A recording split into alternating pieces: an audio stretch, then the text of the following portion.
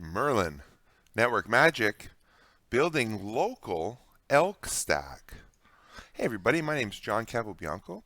If you look in some of my video history, there's a bunch of videos about building a network search engine and network visualizations and some northbound APIs and services where we can take that JavaScript object notation from our devices and send it along into other systems that can do amazing things with the JavaScript object notation. So let me get the whiteboard out and we'll talk about this real quick. So right now I have PyETS in Merlin in 10 learn functions.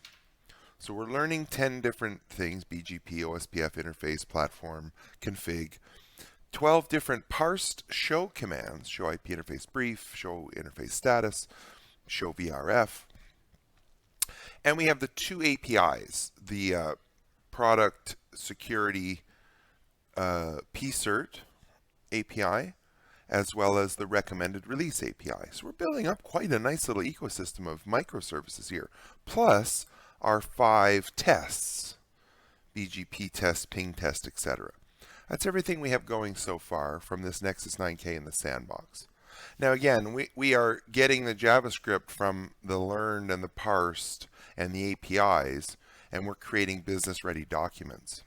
Well, can we now take them and send them into an ELK stack, which stands for 3 different services: Elasticsearch, Logstash, and Kibana.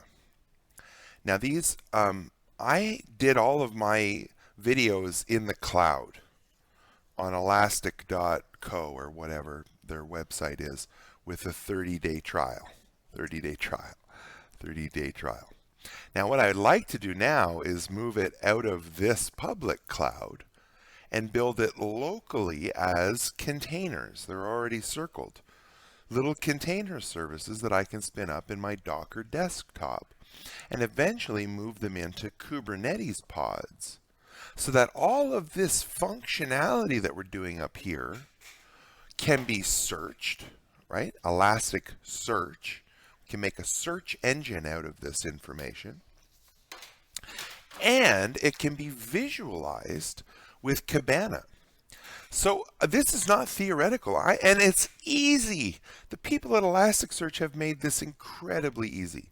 Now, yes, you need to follow the steps of WSL2 and Ubuntu and tie it into VS Code and Docker Desktop, and if you want the Kubernetes service. I'm not suggesting that there isn't some setup involved, but once you're over that, let me show you how simple this is.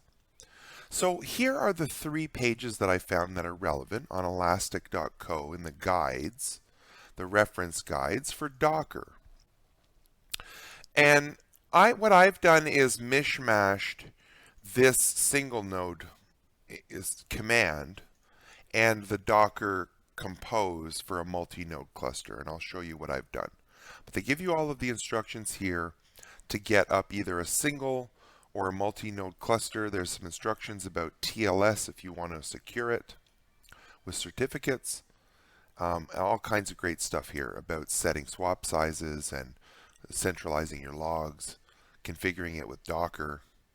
It's pretty incredible stuff. I've just got started, and I'll show you my little recipe to get it going. Now, there's also the Kibana, which is a standalone instruction guide, which is very similar of running the Kibana. Now, there's one here, the 3rd document, about running the stack.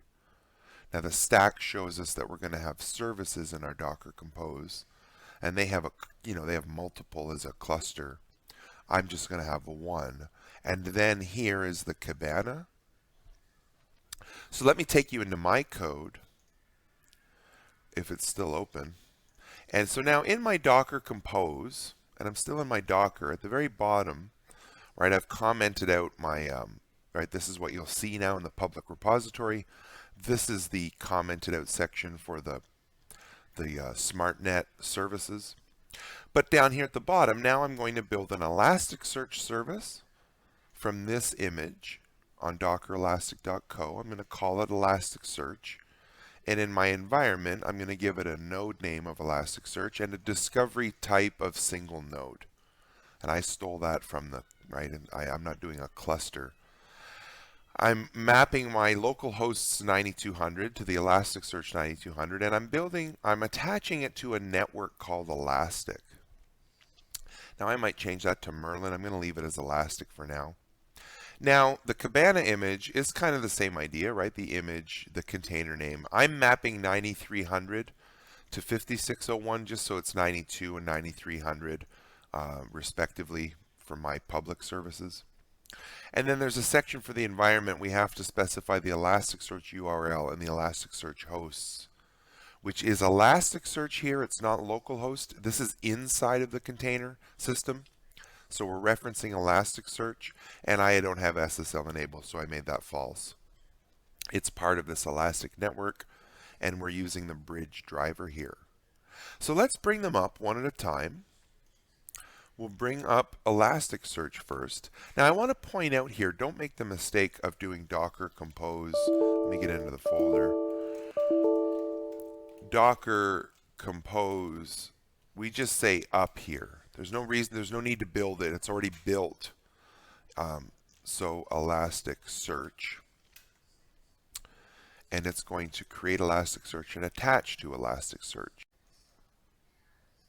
Alright, so we've attached to Elasticsearch. I had to time-lapse that a little bit because it did take a little bit to turn on.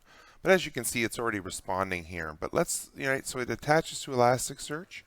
Let's look at our Docker, and if we go to our, if I go to images, and I'm sure if I look for Elastic, we can see that the Docker, it's in use, and it's about 1 gig in size. And if I go to my containers, it's going to be open inside of my Merlin Docker Nexus because I've made it a service of that system. So now let's go ahead and I'll show you what the web page looks like. It's nothing fancy, but it is a little, if we go localhost, then it's 9200. We can see, for search the tagline, and it has it's a Docker build, the cluster name, the name is Elasticsearch. Now if I go to Postman, and I haven't poked around any other sub URLs or seen if there's anything else behind Elasticsearch other than that. But let's go ahead and start a Postman collection because we're going to be using that Elasticsearch quite a bit. Now, let me just close all these things. Actually, let me force close because I don't care about. Yeah, force close. All right, so let's make a new. This is my Elasticsearch, all of my stuff from the cloud. So I'm going to have to make a new collection to differentiate, and we'll call it, like Merlin Elasticsearch. Let's do that. And then we're going to make a request get Elasticsearch. And we're just going to do it against localhost 9200. Save that. And let's see. And we should get, yeah, okay, great. Now, I don't know, again, there's going to be other APIs that we're going to be calling, and we're going to have to interact with this API. But for now, let's bring up the Kibana engine. So I'm going to start a new Docker, or a new Ubuntu, excuse me, and go into my Merlin Docker folder. And we're going to do Docker compose. Let me maximize this. Docker compose up, and this one is Kibana. Now again, this is going to take some time to attach and to be ready, so I might have to time-lapse this a little bit. But it's attaching to it now, and once it's ready and working, I will come back to the videos. All right, so our base Elastic engine is up. Now let's check out the Kibana that I just brought up and take a look at what that gives us. This is pretty exciting. So first, to show you the command, it's giving me logging here, but this is what happens after it attaches, and then it sort of settles down because it's not answering any requests. So now if we hop into Docker, under my container apps, there's my Elasticsearch on 9200 and my Kibana on 9300. And if we go to images and if I look for Kibana, there's my Kibana, and there's, it's a little over 1 gig in my Elasticsearch. Pretty neat stuff. So now let's try Postman with 9300. Let's make a new one. add request, and this is going to be get cabana, and it's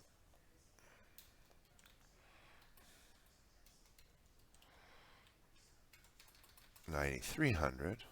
Save that, and let's see what we get back. We should get some sort of response, I imagine.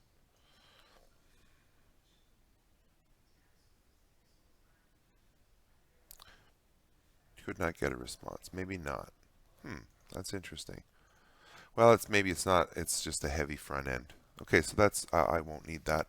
So anyway, let's go to the localhost 9300, and I'll show you what we get.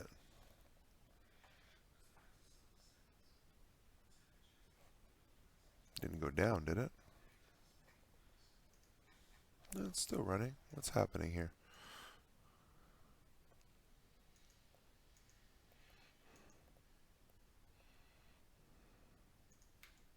Huh.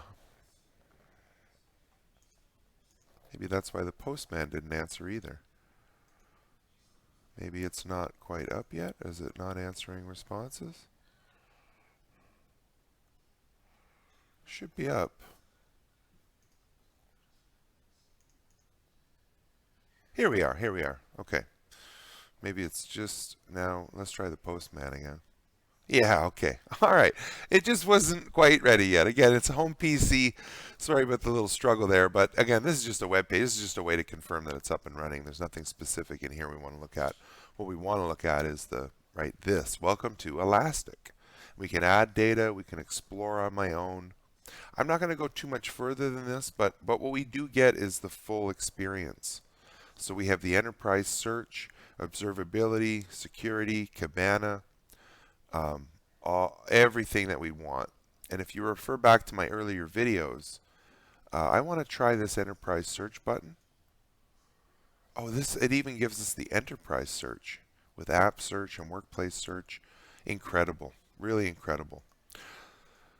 So that's how it's done. That's how you bring up your own ELK stack in Docker. I'm going to make subsequent videos once I figure out how to make them into my Kubernetes pods and how to ingest data. But instead of making, really massive video, that's where the starting ground is. I have this ELK environment now at home for free in a couple of clicks. Really fun, really amazing. Now let's develop our solutions on top of it. Let's bring the JavaScript in from the network into this ELK environment. Stay tuned for many more videos. I'm just getting started with this again. And stay safe. Thank you.